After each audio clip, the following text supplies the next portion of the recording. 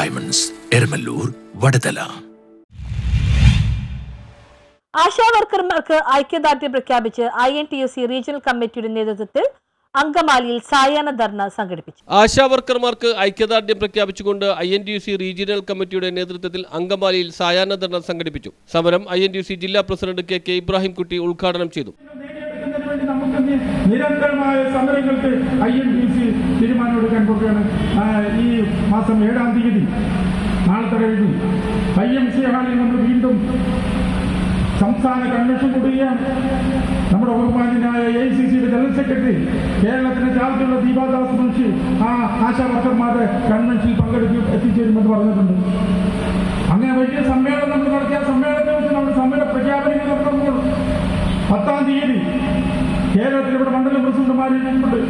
INTUC തീരുമാനമെടുക്കുന്നത് കേരളത്തിലെ എല്ലാ പഞ്ചായത്തുകളിലും മുനിസിപ്പാലിറ്റിയിലും കോർപ്പറേഷന്റെ മുമ്പിലും INTUCയുടെ ആശാവർക്കർ നമ്മുടെ യൂണിയന്റെ നേതൃത്വത്തിലും INTUC മണ്ഡലം കമ്മിറ്റിയുടെ നേതൃത്വത്തിലും ആശാവർക്കർമാരെ സംരക്ഷിക്കണം.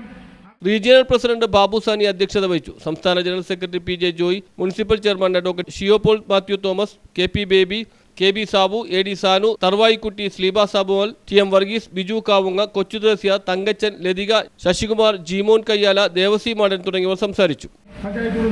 പഞ്ചായത്ത് പ്രസിഡന്റ് ആശാവർക്കറാണ്.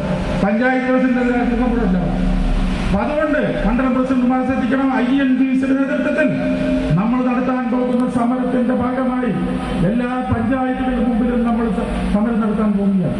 അത് കഴിഞ്ഞാൽ നമ്മൾ സെക്രട്ടേറിയറ്റിലേക്ക് മാർച്ച് സെക്രട്ടേറിയറ്റിലേക്ക് നമ്മൾ സമരം നടത്തും.